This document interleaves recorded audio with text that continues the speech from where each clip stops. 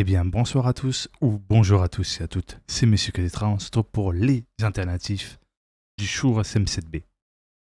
Le Rode PodMic, seulement à 95 € chez Thomann. C'est bien évidemment un microphone dynamique pour les voix, enregistrement optimisé pour la parole, directivité cardioïde, réponse en fréquence 20 000 Hz, panier double couche en acier inoxydable, filtre anti-pop intégré, boîtier robuste entièrement métallique avec un revêtement céramique qui est résistant aux rayures. Support pivotant intégré, connecteur XLR dimension comme vous pouvez voir 172 x 109 x 62 mm.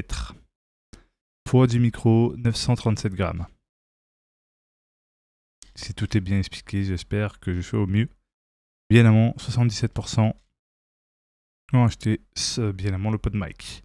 443 évaluations qui sont à l'air très positifs. Sinon, il y a le SE électronique Zenacaster DCM8 à 240 €. C'est un dynamique, idéal pour la parole et le chant, directivité cardioïde.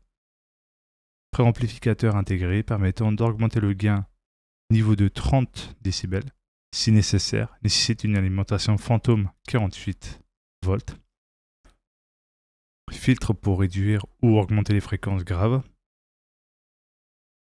Filtre pour augmenter les aigus en 2 étapes. Bonnette anti-vent à 3 couches intégrées.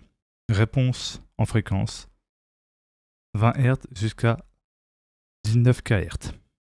Sensibilité du micro, vous voyez un peu entre moins 54 et moins 24 décibels. Grosso modo. La dimension c'est 62 x 220 mm et le poids du micro 732 grammes. 41% qui ont acheté le micro et 27% avis. Généralement positive par rapport à la caractéristique, le son et la qualité de fabrication. Sinon il y a le Aston microphone qui est assez intéressant comme un alternatif, offre 4 réglages pour bien évidemment 298 €. Un préampli micro intégré de classe A qui s'active automatiquement avec une alimentation fantôme 48 volts. Forte atténuation hors axe des bruits ambiants indésirables. Montée de suspension spéciale intégrée, très intéressant. Les affichages LED pouvant être éteints en mode furtif peut être utilisé actif et passif. Diaphragme polaire, cardioïde, réponse en fréquence 20 Hz, 20 kHz. Limite de niveau de pression acoustique 140 décibels. Niveau sonore 10 décibels. Sensibilité mode passif, vous voyez les exemples en termes de ohm. Et la dimension du microphone 196 x 54 mm et poids du micro 480 grammes. Les avis sont en 29 évaluations et ça a l'air de plutôt être positif par rapport à sa caractéristique, son son et la qualité de fabrication. Le dernier qui est le Rode Broadcaster, 429 €. C'est un bien évidemment micro à large membrane avec capsule à condensateur, indicateur on-air, filtre anti-pop interne, support de microphone BM1 et trousse ICL accompagnée. Garantie de constructeur de garantie en constructeur.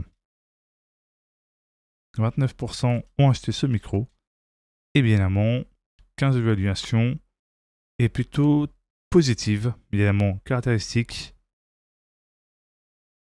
et son son et sa qualité de fabrication.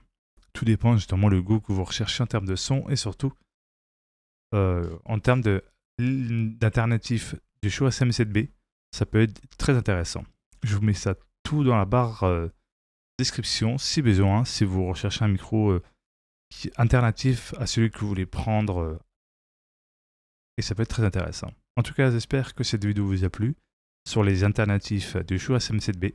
N'oubliez pas bien évidemment de faire des suggestions de micros pour celles ou ceux qui veulent chercher peut-être d'autres micros que plutôt celles qui sont présentées, donc ceux qui sont présentés sur cette vidéo. Et en tout cas, je vous souhaite bonne soirée ou bonne journée, peu importe à l'heure où vous regardez cette vidéo, Et on se dit à la prochaine pour les prochaines aventures. Ciao, ciao, bye bye. C'était Monsieur Kazitra.